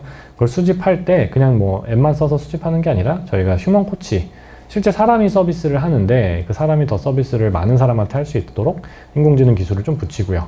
그래서 행동 변화를 돕는 모바일 플랫폼입니다. 저희 지금 글로벌 직원이 이제 사실 그 사이에 또 많이 뽑아가지고 한 2,400명 정도 되고요. 그 중에 2,200명이 라이프스타일 코치, 서비스를 제공하는 휴먼 코치고, 나머지 한 200명 정도가 마케팅, 뭐 제품 개발, R&D 이런 거 하는 사람들이고, 투자는 지금까지 하나로 따지면 한 1,400억 정도 받았고요. 매출이 이제 17년도에 한 140억에서 18년도가 660억, 작년이 한 2,900억 정도. 굉장히 지금 빠르게 성장을 좀 하고 있습니다. 매출 대부분은 소비자들이 그냥 저희 광고 보고 그냥 바로 구매해가지고 들어오는 매출이 가장 지금 저희의 메인 수익원이고요. 뭐 아까 말씀드렸던 것처럼 미국 CDC의 당뇨병 예방 프로그램 공식 인증을 획득했기 때문에 장기적으로는 이제 미국 내에서 수가를 받을 수 있을 걸로 좀 기대를 하고 있고요. 저도 지금 한국에서는 사실 저희가 연구를 좀 많이 진행을 하고 있다 보니까 이 15개 이상 논문 중에 한 절반 정도가 한국에서 저희가 한국 의료진과 함께 연구를 한 내용이고요. 이런 연구 논문들이 좀 다양한 질환으로 좀 확장이 되다 보니까 글로벌 제약사들하고 협업이 좀 늘어나고 있는 그런 상황입니다. 그래서 뭐 아까 말씀드린 그 라이프, 그러니까 뭐 사실 이게 저희가 회사 소개를 하려고 온 게 아니라 그 라이프 로그라는 게 그러면 어떤 식으로 모으는 게 중요하냐라는 측면에서 저희 경험을 좀 공유드리는 거다 보니까 좀 어쩔 수 없이 제품을 좀 소개를 하게 되는데요. 저희 제품 같은 경우에는 사용자들이 이제 매일 들어와서 본인들 이제 일종의 교육 아티클 자료들을 읽어보고 그다음에 뭐 식사나 운동 기록을 하는 그런 식으로 구성이 되어 있고요. 그거를 더 잘할 수 있게 휴먼 코치들이 개입이 됩니다. 그래서 코치들이 뭔가를 막 주입식으로 알려주려고 있는 게 아니라 내용이나 이런 것들은 다 커리큘럼에 들어가 있고 이제 사용자들이 자기가 식사 기록을 하다 보면 뭐 칼로리를 얼마나 내가 섭취를 하는지를 인지를 하고 거기에 따른 어떤 액션 아이템들을 설정하는 그런 과정을 이제 거치게 되는데요. 그게 사실 이제 인지행동 치료의 기법들을 그냥 거의 고스란히 가져온 겁니다. 그래서 그런 부분들을 이제 모바일 플랫폼에서 어떻게 잘할 수 있게 도와줄 거냐. 또 그 모바일 플랫폼 자체가 또 개인이 써야 되고 또 워낙에 다른 뭐 페이스북이나 인스타그램 같은 중독성이 높은 플랫폼들하고 경쟁을 해야 되다 보니까 휴먼 코치를 투입을 해서 그 전체적인 과정을 잘할 수 있게 도와주고 뭐 그룹에서 서로 도와주고 뭐 이런 것들을 조합해서 이렇게 만들었다고 보시면 되겠고요. 그러니까 결국에 이 제품 자체를 얼마나 오래 쓰게 할 거냐라는 방식으로 지금 제품 개선을 많이 했습니다. 특히 이제 저희가 이 제품 같은 경우에도 그 해결하고자 하는 문제 자체가 얼마나 오래 쓰게 하는 것인가라고 말씀드렸는데 이게 비단 저희뿐만 아니라 대부분의 이제 어떤 라이프 로그를 수집하는 그 모바일 업체들이 이거를 신경 쓸 수밖에 없는 이슈입니다. 뭐 예를 들면 아까 웰닥 사례도 말씀드렸지만 그 제품을 쓰면 당화혈색소를 줄일 수 있는 건 맞는데 그 당화혈색소를 줄이려면 사용자가 써야 된다는 거죠. 그래서 얼마나 오래 쓰게 할 거냐가 그만큼 중요한 이슈라는 거죠. 그래서 저희 같은 경우에는 뭐 굉장히 고객 중심으로 제품을 개발을 해서 계속 뭐 매주 고객과 인터뷰를 통해 가지고 고객들이 이제 제품을 어떻게 하면 더 오래 쓸 수 있을 것인가 이런 인사이트들을 인터뷰를 통해서 얻어내고요. 또 그거를 어떤 실험으로 구축해서 또 매주 일종의 저희 미니 RCT를 돌립니다. 그래서 계속 이제 이런 실험들을 통해서 사용자들이 또 제품을 오래 쓸 수 있게 지금 도와주고 있고요. 또 그런 부분들이 이제 아까 말씀드린 휴먼 코치, 사람이 개입됐을 때 아무래도 조금 더 제품을 오래 쓰고 잘 쓸 수가 있기 때문에 그 휴먼 코치가 개입이 되되 이 사람들이 좀 더 업무를 효율적으로 하고 동시에 더 많은 사람들을 코칭할 수 있도록 인공지능 기술을 붙였습니다. 그래서 뭐 그런 내용들을 이제 제품을 만들어서 제가 다양한 연구들을 했고요. 뭐 우선 뭐 당뇨병 예방 프로그램 저희가 공식 인증도 받았지만 뭐 그때 했던 것처럼 당뇨병 예방 프로그램이 효과가 있다라는 거를 보여주는 논문을 냈었고요. 그래서 뭐 실제로 84%에서 프로그램을 잘 완주했고, 그래서 이 사람들 중에 64%가 5% 이상 체중 감량을 잘했다. 또 1년 후에 관찰을 했더니 또 생각보다 유지가 잘 되더라라는 후속 연구를 또 진행했었고요. 이건 한국에서 했던 연구인데 분당서울대병원 임시 교수님하고 했던 연구고요. 대사증후군을 관리하는데도 여전히 이게 좀 의미가 있더라라는 내용들을 좀 발견할 수 있었습니다. 그다음에 뭐 대규모 연구를 해봐도 확실히 이제 모바일 앱에서 기록을 잘 하면 뭐 체중 감량 잘 된다 논문도 냈었고요. 고혈압 관리에도 좀 효과가 있다 이런 논문도 한번 했던 적이 있고, 또 국내에서 했던 건데 이제 명지병원하고 일산 동구보건소하고 공동 연구를 한 거고요. 보건소에서는 이제 환자 모집을 해주고, 그다음에 이제 명지병원에서는 이제 1차 환자 교육 진행하고, 그다음에 저희 앱을 통해서 체중 감량 이제 프로그램을 운영했었는데요. 8주 했는데 뭐 평균 한 2.7kg 정도 감량을 하고, 그다음에 74%가 프로그램을 8주 프로그램 완주를 했습니다. 그래서 모바일 쪽으로 뭐 라이프로 관련해서 연구해 보신 분들 입장에서는 사실 수치가 굉장히 뭐 높은 참여율을 보이게 됐고요. 그 참여율을 보이는 원인을 저희가 뭐 그런 아까 말씀드렸던 기록에 대한 부분이나 또는 휴먼 코치가 개입된 부분 뭐 이런 걸로 보고 있습니다. 그다음에 이제 비만 환자 대상으로 이제 저희가 인지행동 치료도 서울대랑 같이 좀 진행했었고요. 모바일 플랫폼이다 보니까 사용자하고 대화를 주고받는 세션 자체가 있고, 또 워낙에 이제 식사 기록이라는 행동 자체가 체중 감량이라는 어떤 행동 변화에 있어서는 인지 사이클을 만드는데 굉장히 중요한 요인으로 작용하다 보니까 저희가 그거를 이제 앱으로 구현해 놓은 거를 툴로 삼아서 이제 임상 심리학 전공자가 이제 이 인지행동 치료를 비만 인구 집단 대상으로 했었고요. 마찬가지 8주 프로그램 운영했는데 뭐 한 3.1% 감량하고, 또 8주 이후에 오히려 체중을 더 감량했습니다. 보통은 이게 리바운드가 와서 체중 감량 폭이 줄어드는 게 대부분의 패턴인데, 인지행동 치료다 보니까 확실히 사용자의 행동 자체를 좀 더 롱텀하게 바꾼 효과가 있었다라고 지금 해석을 좀 하고 이런 논문도 냈었습니다. 저희 뭐 진행 중인 연구들이 많이 있고요. 이런 어떤 생활 습관과 관련된 라이프로그와 관련된 연구를 체중 감량이랑 대사증후군, 뭐 당뇨병 예방, 고혈압 예방 관리 쪽을 하다 보니까 여기에서 이제 조금 더 한 스텝 더 나아가서 뭐 암 환자들의 어떤 삶의 질이나 또는 영양 섭취, 그다음에 뭐 신장 질환자가 있는 분들 같은 경우에는 뭐 저염식을 하면 뭐 도움이 된다는 것도 알려져 있는데, 그런 부분들을 저희가 진행하는 거, 또 저희가 최근에 지금 이제 논문이 나왔는데요. 저희 체중 감량 서비스를 이용하시는 분들이 워낙에 많다 보니까 그분들의 데이터를 이제 시계열 분석을 통해서 이제 출판했었고요. 혹시 뭐 뒤에 아마 김유태 교수님께서 관련된 내용을 조금 소개해 주시지 않을까 싶습니다. 그래서 결론적으로 말씀을 드리면 이 라이프로그라는 부분이 이제 막 태동기다 보니까 뭐 앞으로 이 라이프로그의 가치가 얼마나 더 높아질지에 대해서는 좀 더 관망을 해보셔야 되는 거는 맞고요. 대신에 이 라이프로그를 같은 경우에는 병원에서 모아지는 임상 데이터와 달리 한번 측정을 할 때 이게 잘 측정이 돼야 되는 게 중요합니다. 그러니까 결국 제품을 얼마나 오래 잘 쓰느냐가 장기적으로 이 라이프로그를 얼마나 잘 모을 수 있는 거냐에 중요한 요인이 되고요. 그래서 뭐 예를 들면 이제 혹시라도 나중에 연구를 새로 하시거나 또는 이 연구를 통해서 뭔가 데이터를 분석하시는 과정에서 그런 사용자들의 데이터를 어떤 식으로 잘 확보할 수 있는 전략들을 이 제품이나 또는 연구진에서 가지고 있느냐를 꼭 잘 보시는 게 중요하고요. 또 이런 요즘에는 이제 워낙에 이렇게 라이프로그 관련된 제품들이 시장에서 많아지고 있고 시장에서 살아남은 제품들이 많아지고 있다 보니까 뭘 새로 만드는 거는 사실 굉장히 어렵습니다. 뭐 저희 같은 기업도 뭐 1,400억씩 지금 투자를 받아가지고 이제 그런 제품들을 만들고 있는 상황이다 보니까 앞으로 이제 일을 하실 때 시중에서 잘 살아남은 앱들 또 서비스들하고 그런 연구 기회들을 더 만들어 가시면 도움이 될 것 같습니다. 네, 이상 저 발표는 여기서 마치도록 하고요. 혹시 질문이 있으실까요? 한두 분 정도만 받고 마무리하겠습니다.